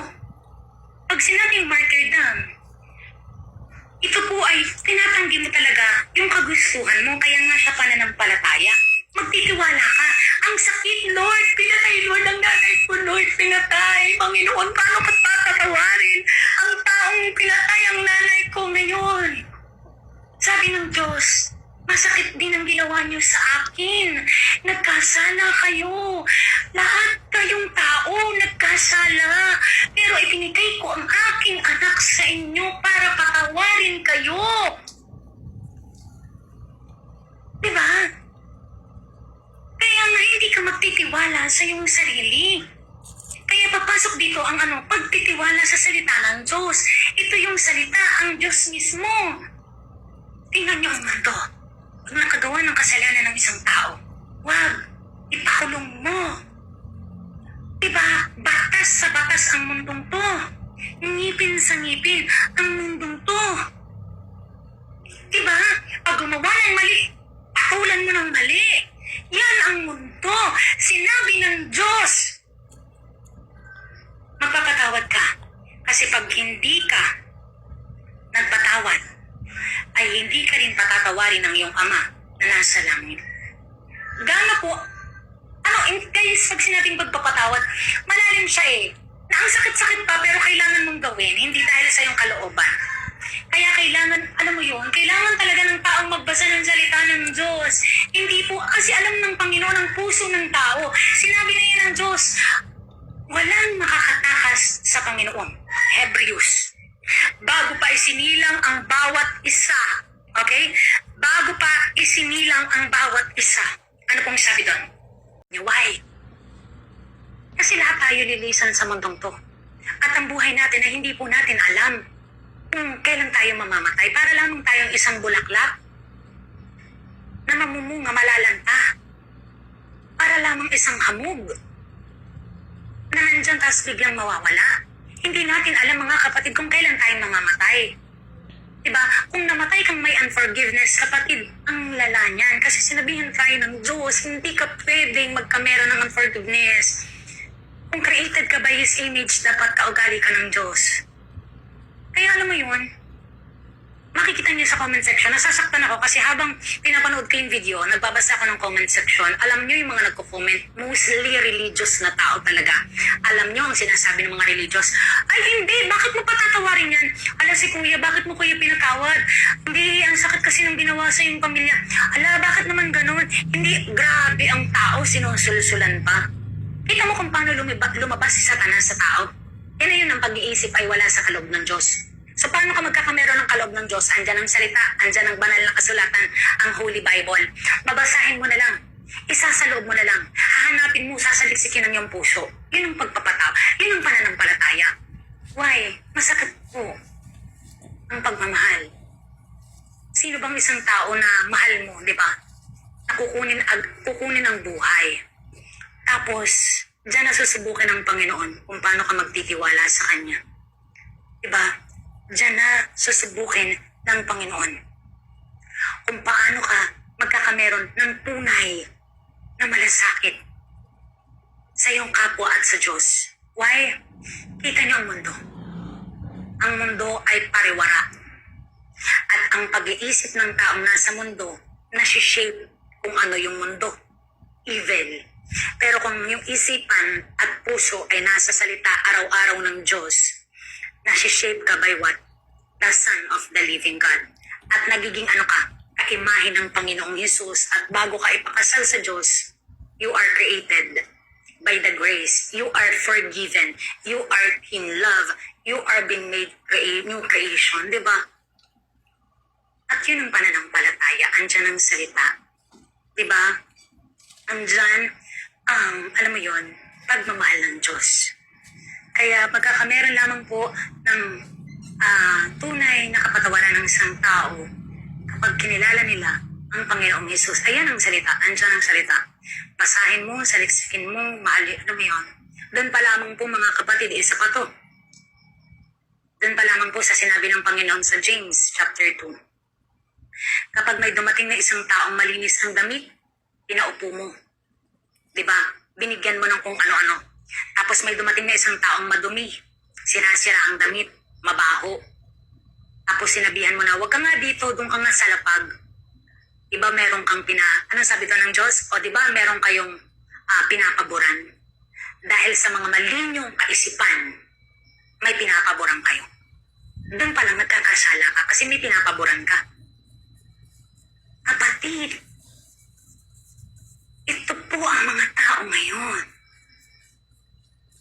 Pag may taong dumating sa inyo, alam mo yun, ang malasakit sa iyong puso, ang malasakit sa iyong grabe. Kitang-kita natin ngayon kung anong ginagawa ni Satanas sa mundo, sa tao. Kaya kailangan ng taong magbasa ng salita ng Diyos. Nakakaawa ang mga tao. Ilang awa pa ba ang kailangan gawin ng Diyos? Diba? Ano pa bang awa ang kailangan ng Panginoon gawin sa tao?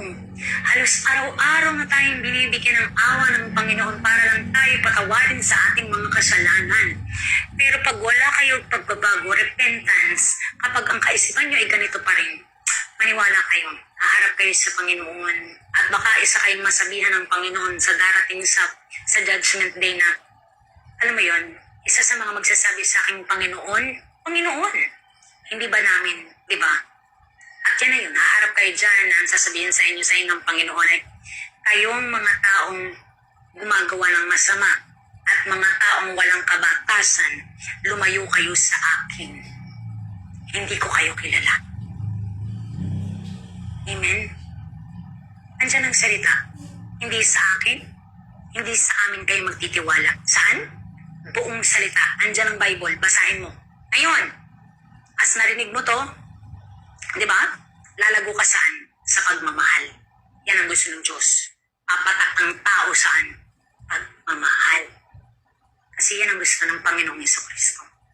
Ang maging martir ang tao sa Panginoong Diyos. Kasi mahal niyang lahat ng tao. Mahal na mahal. Pero kailangan magdesisyon ng bawat isa ng puso at magtiwala. Kung kanino magtitiwala? Sa mundo ba? O sa salita ng Panginoong Diyos? Maraming salamat po mga kapatid. Kayo po muna. Baka si Sir ERPB ay mag-share po. Papakainin ko lamang po yung aking pusa kasi may sakit po. Painumin ko pa rin po siya ng gamot. So balik po pa mamaya ulit. Maraming salamat po. God bless po. Salamat po, sister.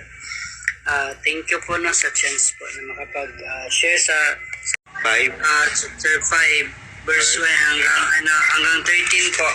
verse 1 hanggang 13. Opo. Okay lang po ba? Salamat po. 1 Corinthians 5 verse 1. Nakarating nga sa akin ang balitang mayroong kabilang sa inyo na gumagawa ng imoralidad. Kinakasama niya ang asawa ng kanyang ama, kahit mga pagano ay hindi gumagawa ng kanyang kahalayan. Verse 2, at nakukuha pa ninyong magmalaki, dapat sana'y mahiya kayo at malungkot, at ang taong gumagawa ng ganoon ay dapat ninyong itiwalag. Kahit wala ako riyan sa katawan, yan naman ako sa espiritu, kaya parang nariyan na rin ako. Ang gumagawa niyan ay hinatulan ko. Verse 4, sa pangalan ng ating Panginoong Hesus. Verse 5, kapag kayo'y nagtipon-tipon at may espiritu o ay nariyan sa pangyarihan ng ating Panginoon Hesus. Verse 5, ibigay ninyo kay Satanas ang taong iyan upang masira man ang kanyang katawan, maliligtas naman ang kanyang espiritu sa araw ng Panginoon. Verse 6, hindi kayo dapat magmalaki, hindi ba ninyo alam ang sabihang napapaalsa ng kaunting pampaalsa ang buong masa, alisin ninyo ang lumang pagkaalsa, ang kasalanan upang kayo'y maging malinis. Sa gayon, matutulad kayo sa isang bagong masa na walang pampaalsa at talaga namang ganyan kayo sapagkat naihandog ng ating korderong pangpaskwa na walang iba kundi si Kristo. Verse 8, kaya ipagdiwang natin ang paksa hindi sa pamamagitan ng tinapay na may lumang pangpaalsa na kasamaan ng kahalayan, subalit sa pamamagitan ng tinapay na walang pangpaalsa, ang tinapay na kalinisan at katapatan. Verse 9, sinabi ko sa akin, sulat na huwag kayong makikisama sa mga nakikiapid. Verse 10, hindi ang mga di mananampalatayang nakikiapid, sakim, magnanakaw, o sumasamba sa Diyos-Diyosan ang tinutukoy ko, sapagkat kinakailangan ninyong malis sa mundong ito para sila'y maiwasan. Ang tinutukoy ko na huwag ninyong pakisamahan ang mga nagsasabing sila'y Kristiyano, ngunit nakikiapid, sakim, sumasamba sa Diyos-Diyosan, nanlalait, nanglalasing, at nagnanakaw, ni huwag kayong makikisalo sa ganyang uri ng tao. Verse 12 to 13, wala akong karapatang humatol sa mga hindi Kristiyano. Ang Diyos ang hahatol sa kanila, ngunit hindi ba dapat ninyong atulan ang mga nasa loob ng iglesia? Sabi nga sa kasulatan, itiwalag ninyo ang masamang tao. Yun na po. Amen po. Napakaganda po na salita ng Panginoon po no, na sinasabi po doon kasi ang context po nito ang po. Ay, isa. Wait lang po Sige.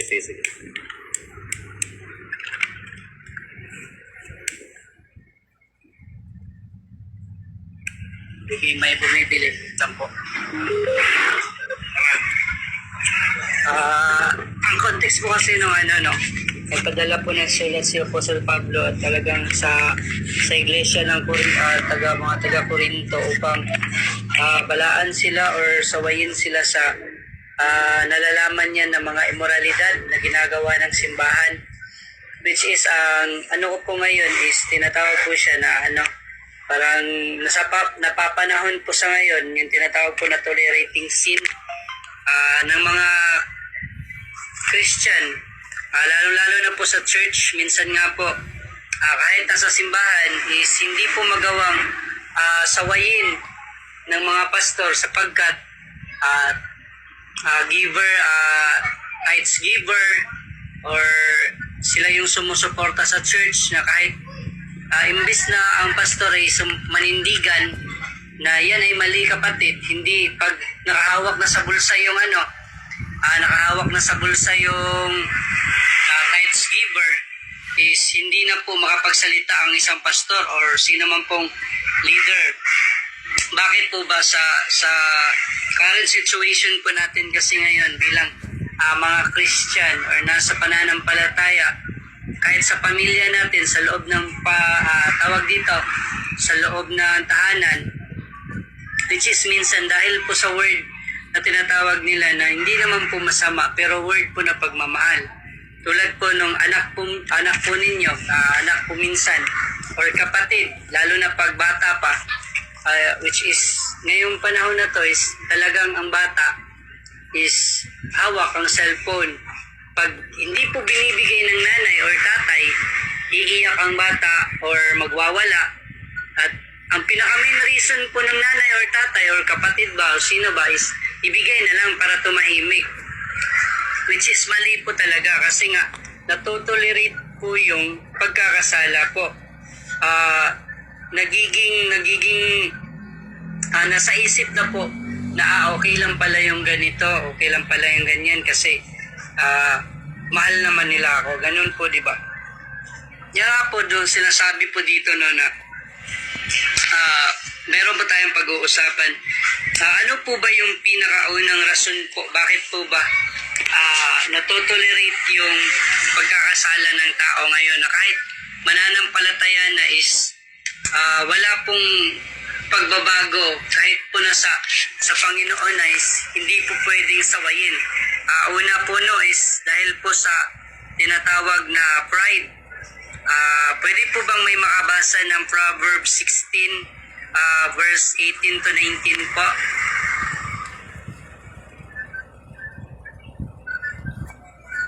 May makabasa po ba kasi nga bibilis na po ako ng Tagalog talaga pag kukunin ko yung Tagalog pag nakauwi ako ng bahay namin bukas. Bisaya po kasi. Ako po, wait lang po. Proverbs? 16. Yes po. Proverbs 16 verse 18 to 19.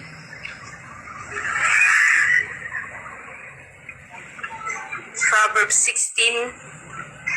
Opo, verse 18 hanggang 19. Sige po. Rinig po ba ako? Yes po, rinig naman po.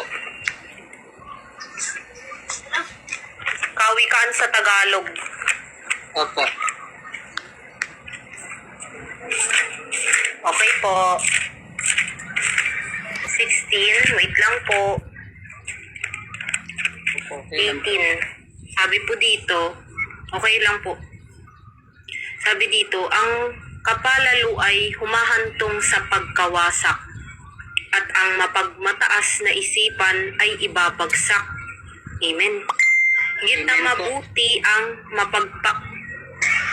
mabuti ang mapagpakumbaba kahit na mahirap kaysa makihati sa yaman ng mapagmataas. Amen. Yun lang po. Yes Amen po. Yan po yung sa verse kanina po ni Sister Christine po. Doon sinasabi nga na yung pride po talaga ng tao is yun yung pong nagpapabagsak sa sarili po niya. Tulad po nung example ni Sister Christine kanina, yung tatay.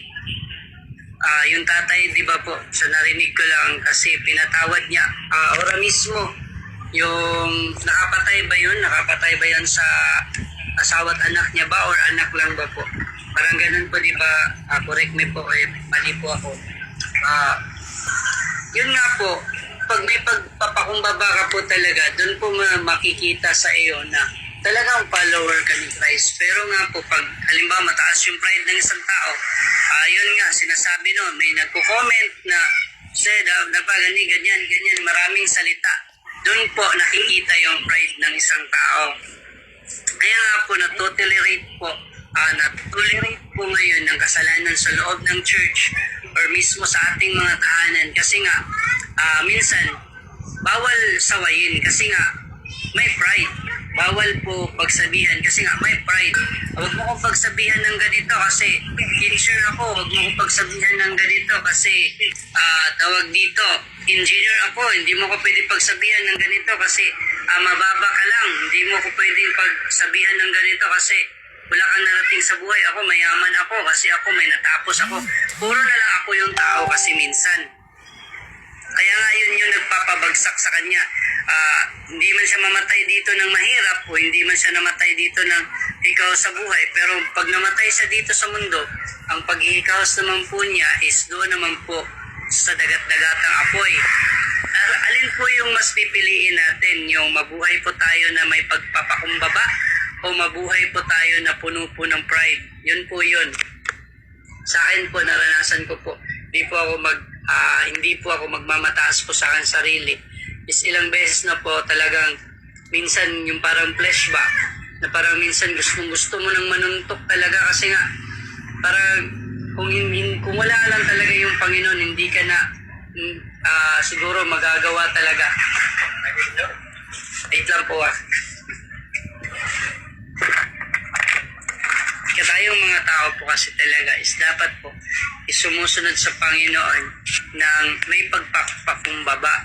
Hindi po yung puro na lang po mataasan kasi yun po yung napapansin ko sa loob ng church, lalo na po doon sa mga supporters or sa mga taong tumutulong talaga sa church, lalo na po doon sa mga may narating or professional.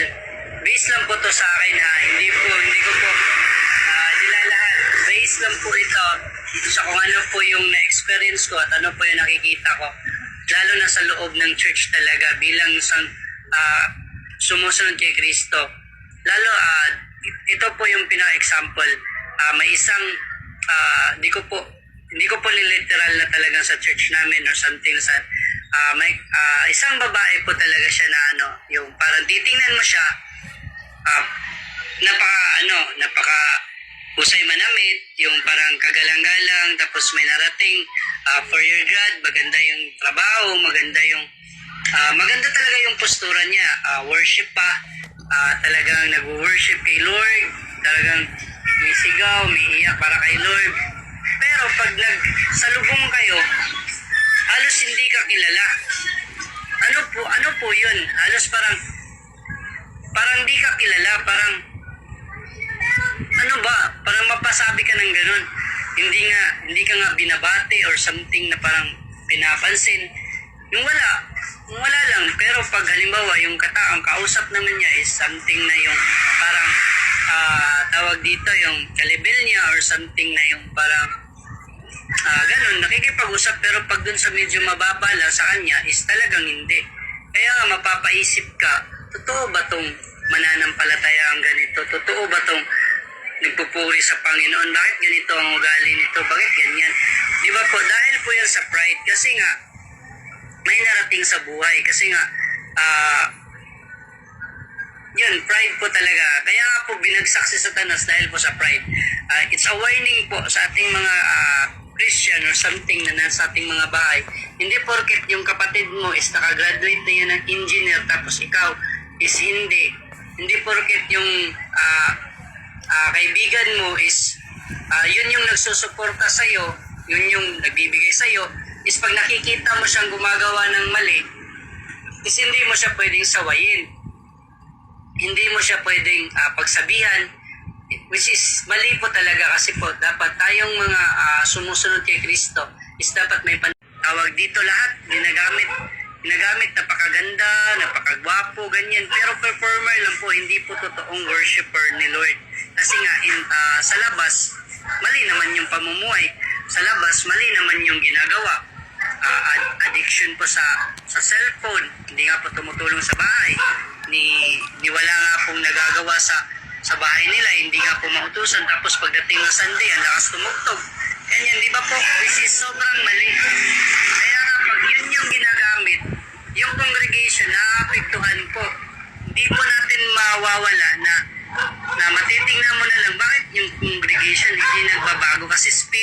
kasi yun.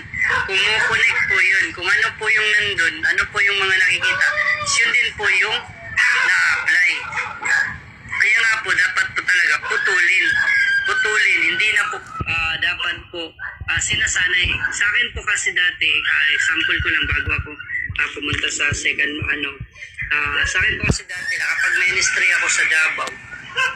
Ang talagang turo ko po, tinuturo ko po talaga sa salita ng Panginoon at tumihingi po ako ng guidance kay Lord. Kahit wala po akong yung people, musician, kahit wala po, kahit dalawa, isa lang po yung pupunta ng church.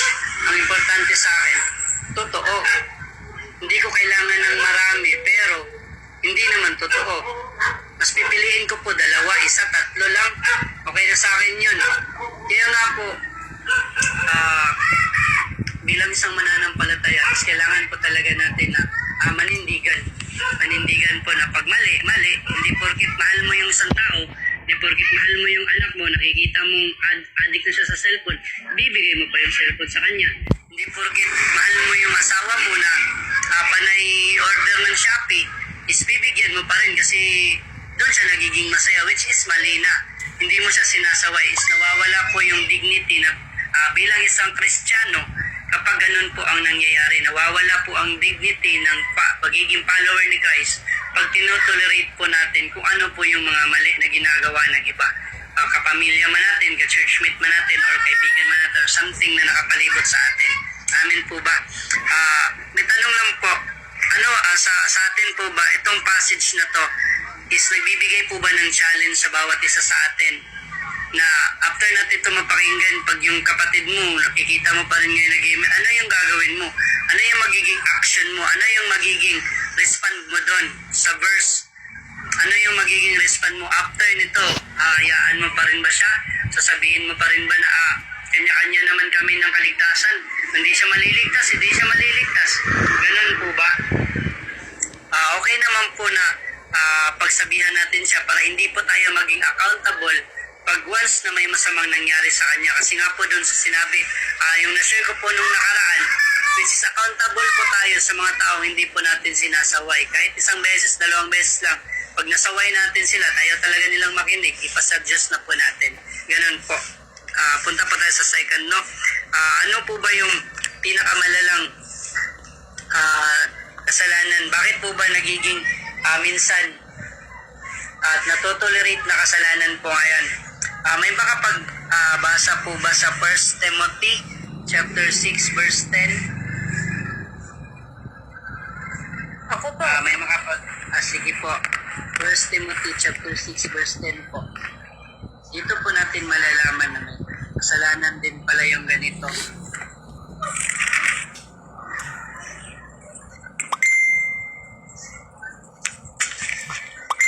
Timothy chapter 10 po. Chapter 6 verse 10. 1. Chapter 6 verse 10. Ay hindi po. 1 Timothy chapter 6 verse 10 po. So 14 verse lang po.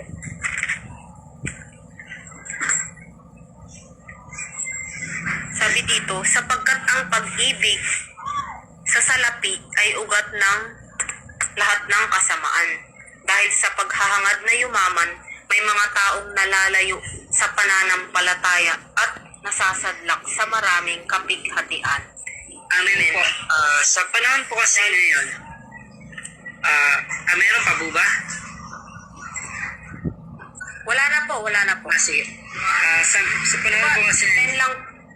Apo. Sino ba sa atin dito yung may tindahan po ba? Ako, nagbabantay po kasi ako ng tindahan.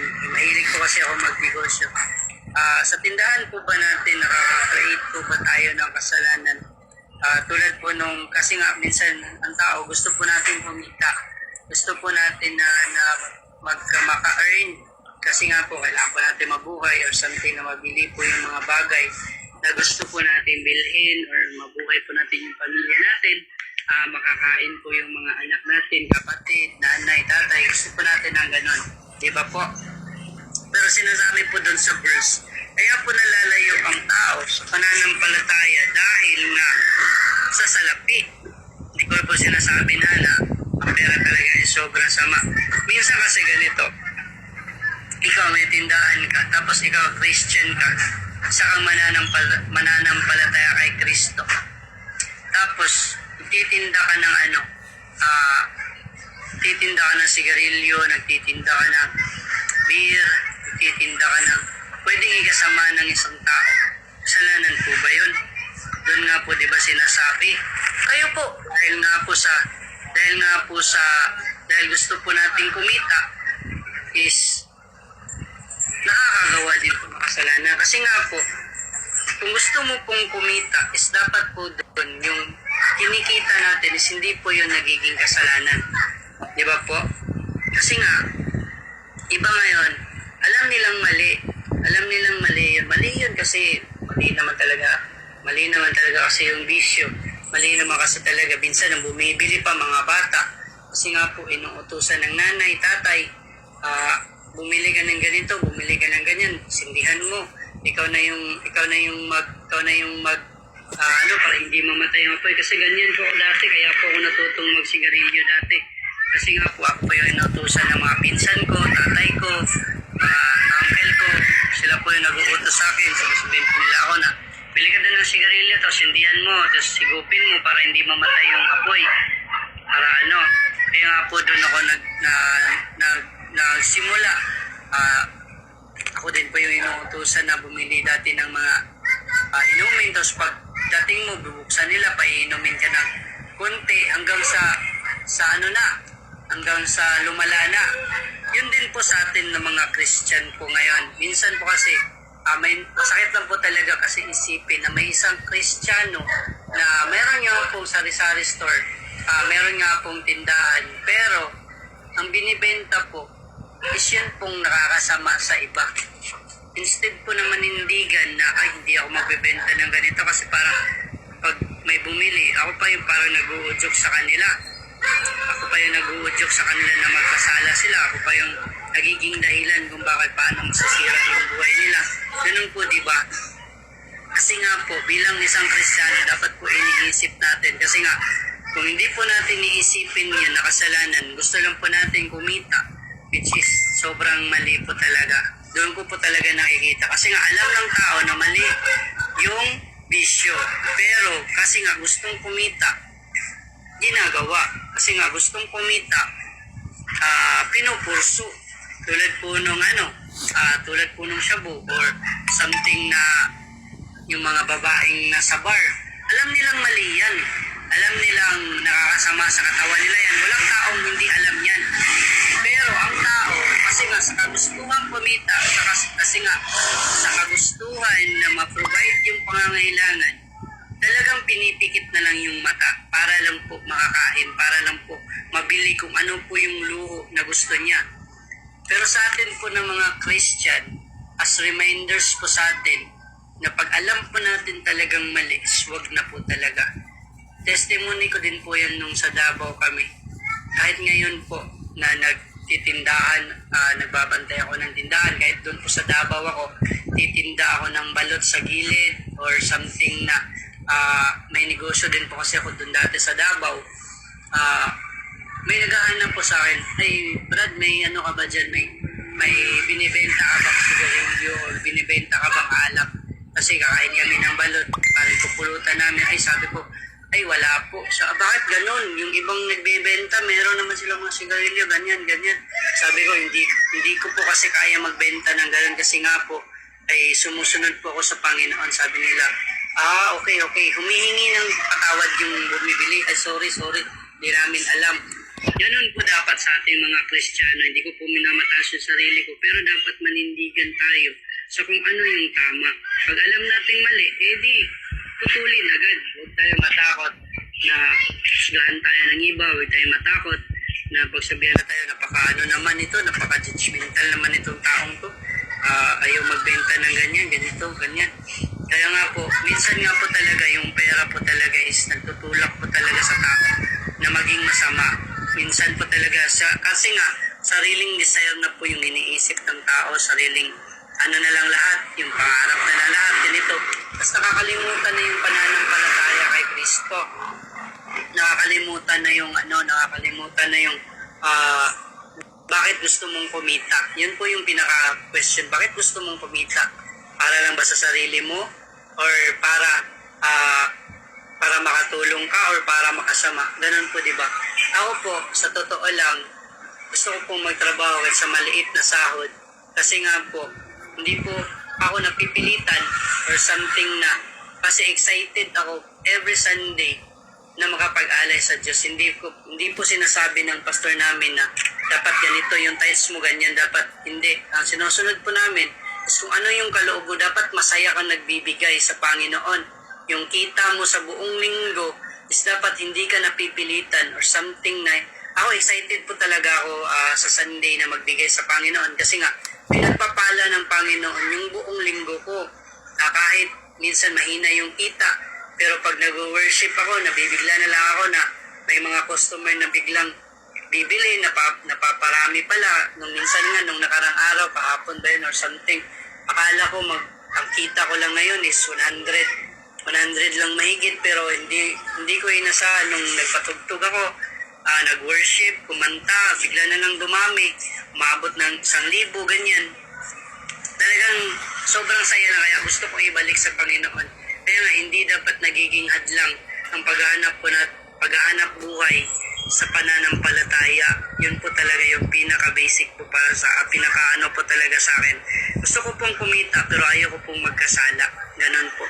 Minsan po kasi yung tao, pag nasa trabaho na, nakakalimutan na po yung yung tungkulin dyan sa Panginoon. Pag nasa trabaho na, ang dami ng rason, pagod ako, nakakapagod naman pumunta ng prayer meeting, nakakapagod naman pumunta ng Bible study kasi nga may trabaho pa ako. Pero nung wala akong trabaho, nihiling mo palagi sa prayer meeting, Lord, bigyan mo po ako trabaho. Lord, bigyan mo po ako ng kita, Lord, para pag Sunday po, Lord, baka pagbigay po ako sa inyo. Lord, bigyan niyo po ako ng ganito. Pero nung nandun ay Lord, pwede mamaya na kasi nga, pwede sa susunod na lang, Lord, kasi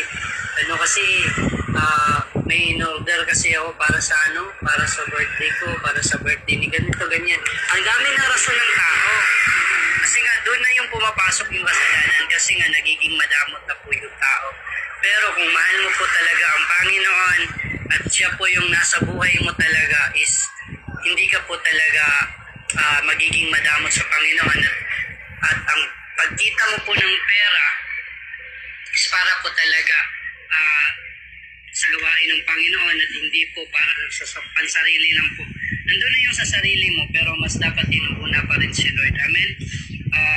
May po ko na ang verse ba nito is nagre-remind sa atin ng isang kasalanan na pwede natin i-confess o ihingi ng tawad sa Panginoon ngayon. Meron po ba sa atin